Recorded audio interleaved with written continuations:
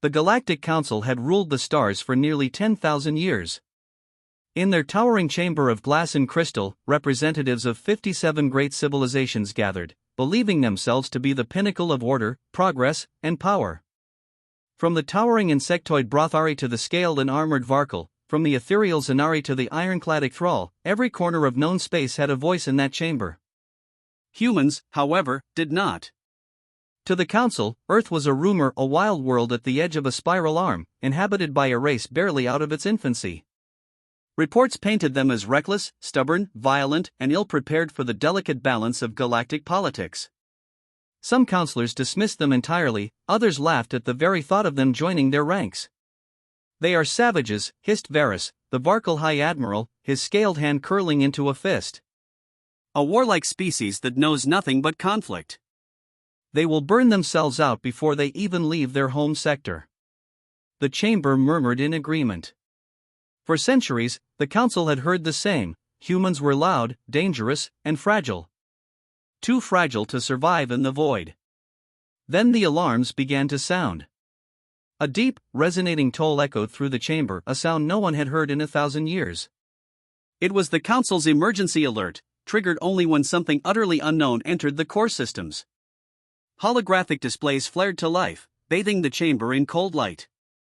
"Unscheduled jump detected," intoned the Overseer, its voice monotone but trembling beneath the mechanical calm.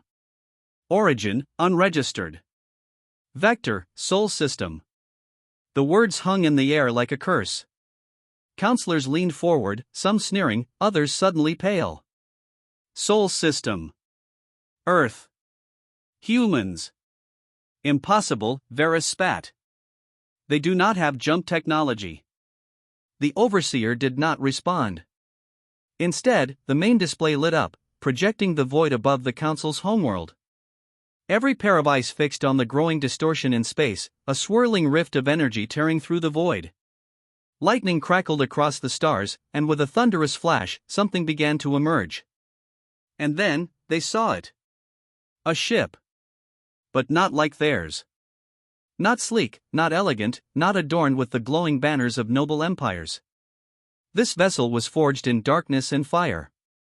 Its hull was black steel, scarred with burn marks and impact craters from battles survived.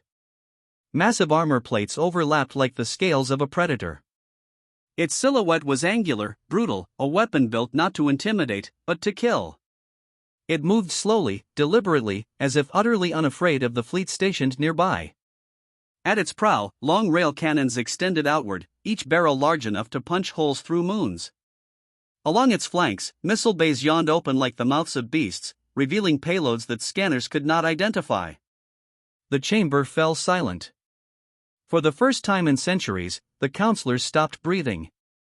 This is not possible," whispered Aerlith, the Zanari delegate, her translucent skin flickering with fear. "Their world is young. They should not." Her words died as the human warship's engines flared, bathing the void in white light. The entire station shook as its energy readings spiked beyond comprehension. Scanners scrambled to identify the vessel, but every attempt failed. Its armor absorbed the signals. Its systems were opaque. It was as if the ship itself refused to be known. "Name, identification," croaked the Overseer, voice faltering. The projection zoomed in on the hull.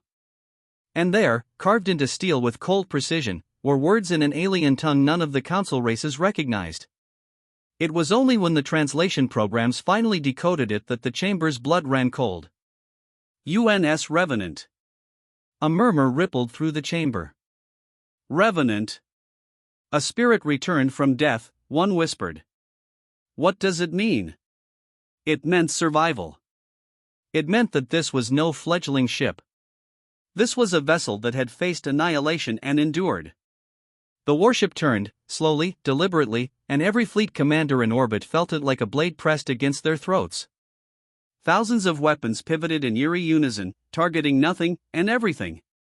"They built this," one of the insectoid Brothari whispered, mandibles clattering. "Alone? Without the Council?" "No," murmured the Thrall warlord, his armored voice deep and shaking. "They did not build this to impress us. they built it to survive something we cannot imagine. The council chamber descended into chaos. Some demanded immediate contact. Others demanded a preemptive strike. But no one acted. Not a single fleet dared move, not a single ship dared fire.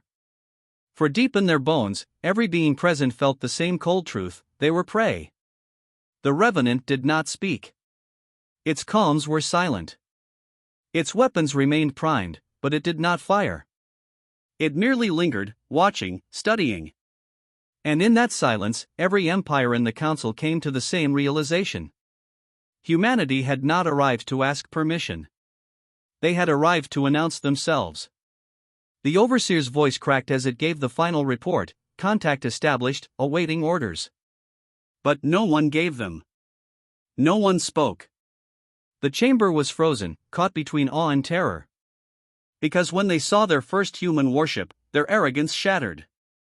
The galaxy's ancient rulers, beings who had lived through empires rising and falling, who had tamed suns and bent black holes, suddenly felt small. They stopped breathing. And in the stillness of that moment, the galaxy changed forever. The Zerati Dominion had crushed rebellion after rebellion across the spiral arms. Their warfleets, numbering in the thousands, had never known defeat. The galaxy called them unstoppable. Their ships were sleek, predatory crescents armed with plasma lances and shields capable of withstanding any bombardment.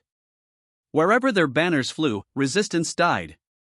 So when word spread that a human vessel was on its way to aid a small colony on the edge of Dominion space, the commanders of the fleet laughed. One ship, the warlord hissed, his voice echoing in the cavernous bridge of the dreadnought Bloodfang. His armored mandibles clicked in amusement. They send one ship against the might of the Dominion? Primitive, fragile humans, they do not understand war. Around him, officers cackled, their laughter cruel and certain. For the Zerati, numbers were everything. They believed in overwhelming firepower, in crushing resistance with the weight of entire armadas. A single vessel, no matter how defiant, was nothing more than a target. The Dominion's fleet moved into formation above the burning colony. Hundreds of ships spread like a steel curtain across the void. The people below watched their skies darken with fire and knew their fate was sealed. Then the void rippled. Space itself tore open in a sudden flash, and from the wound emerged something vast. The laughter aboard the Bloodfang died instantly. At first, the alien commanders thought it a trick of the sensors. The silhouette was wrong. Too angular. Too large. The vessel that emerged was not a crescent of polished alloys, nor a jewel of elegant technology. It was a fortress. A predator forged in iron and war. The ship dwarfed theirs, its hull bristling with weapons unlike anything seen in the galaxy. Its armor was not polished, it was scarred, pitted, blackened with the marks of countless battles survived. Engines hummed with power that twisted the void around it, and its presence radiated something the Dominion had never felt before: inevitability. This cannot be right," whispered the warlord, his amusement draining into disbelief. "Their kind is too young, too weak." The human warship turned slowly, deliberately, its sheer bulk casting shadows across the fleets arrayed before it. Plasma readings spiked, scanners scrambled, and Dominion officers scrambled to explain what they were seeing. "It is absorbing the scans," one shouted. "We cannot breach its armor signatures, it is as if the hull itself rejects our probes." The warlord snarled and gave the order: "Fire! Burn it from the void." And so the Dominion did. Hundreds of plasma lances lit the darkness, converging on the human vessel. Blinding energy engulfed it in a storm of destruction that had cracked planets in the past. The bridge of the Bloodfang shook with the power of their combined assault. Officers shouted in triumph. But when the light cleared, the human ship was still there.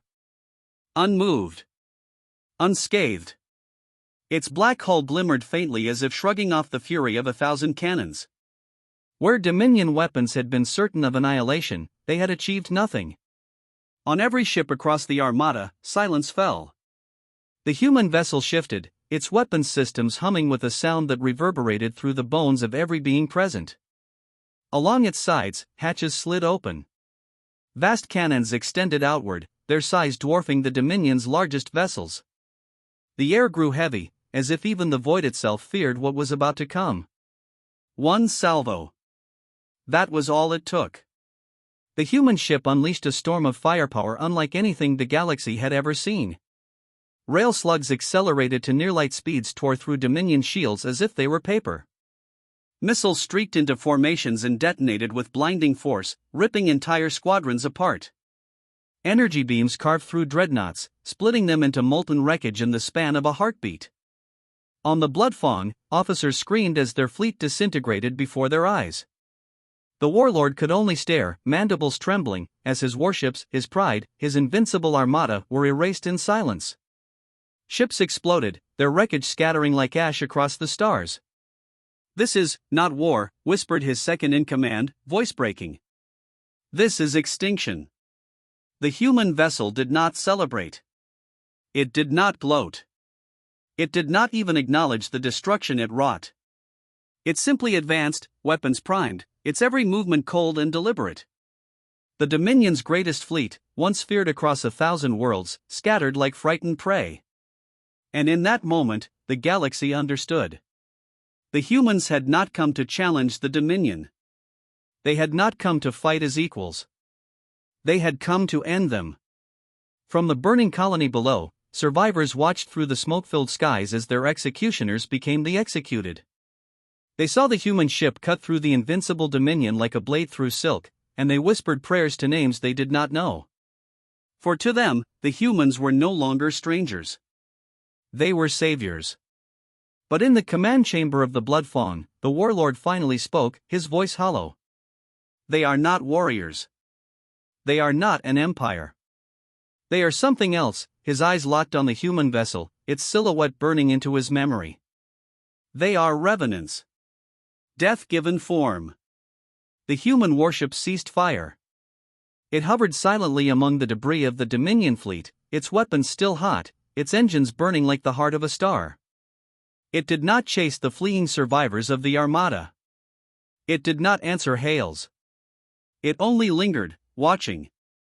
And for the first time in living memory, the galaxy's conquerors knew fear. The Zerati Dominion, once proud, once certain of their eternal rule, stopped breathing. Because when they looked at their first human warship, they realized the truth no one had dared to imagine: humanity had not arrived to join the galactic order. They had arrived to end it. Karen 5 was the jewel of the neutral zones. A sprawling dockyard station orbiting a dead star, it had become the marketplace of empires. Warfleets came to refuel. Smugglers sold their contraband. Merchants traded in alloys, weapons, and slaves. Every empire had a presence there, for the station was considered untouchable, protected not by force but by its value. No one dared bring war to Karen 5. On that day, the dockyard bustled as always. Great cargo freighters drifted into mooring bays. Patrol ships glided lazily between lanes of traffic. The station's overseer, a six-armed Ledhari named RH walked along the command balcony with measured pride. Below him stretched the glass-paneled concourse, filled with thousands of species haggling and shouting, the living heartbeat of galactic civilization. And then space rippled. At first, it was subtle, a shimmer beyond the viewport, like heat waves bending starlight. The chatter in the control room quieted. RH Sol frowned, mandibles twitching. He had seen ships arrive through jump before, but this was different. The void did not simply part. It convulsed. Then came the rift.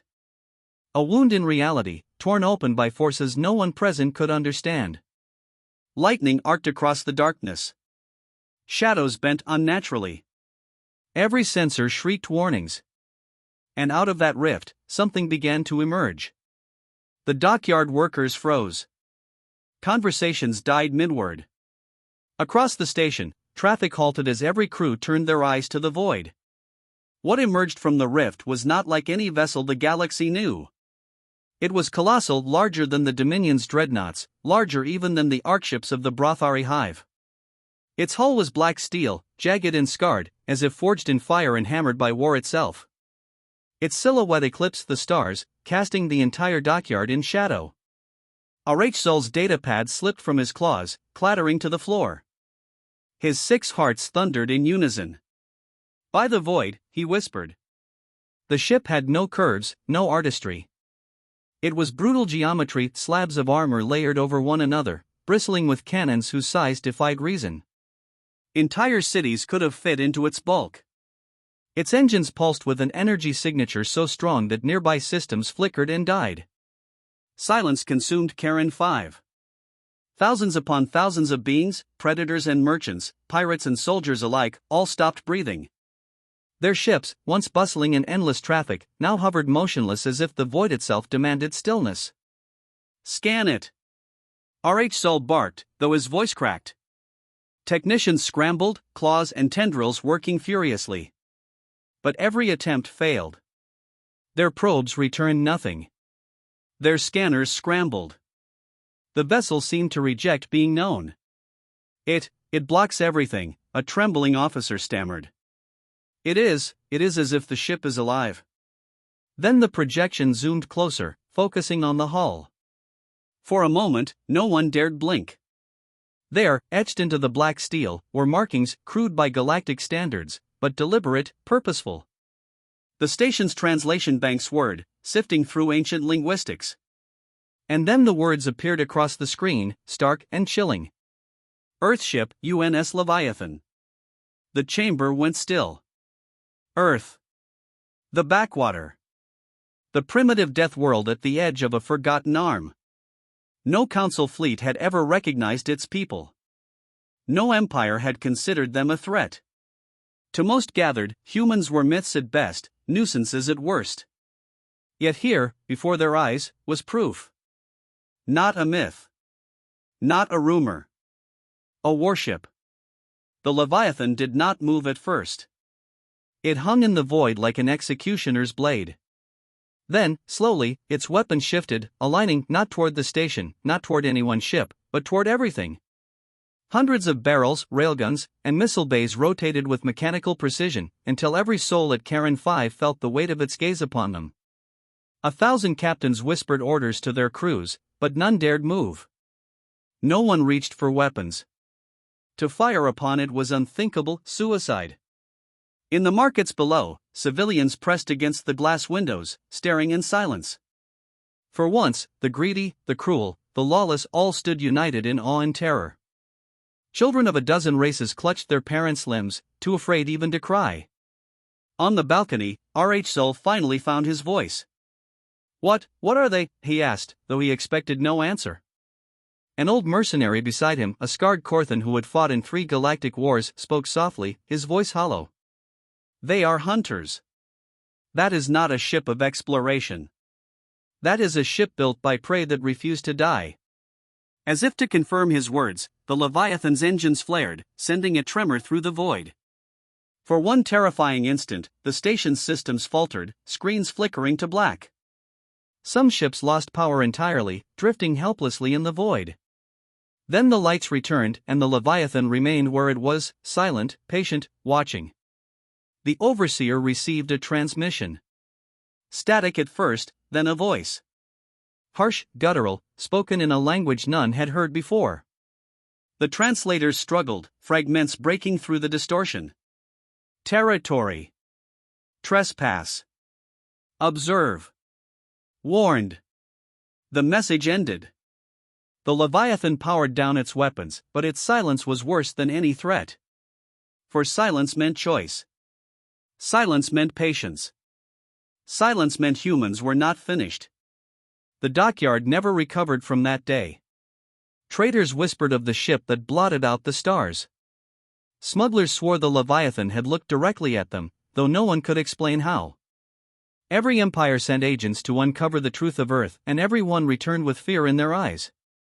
Because when the galaxy saw its first human warship, they understood the truth at last: humans had not come to be included, to be welcomed, to be tolerated.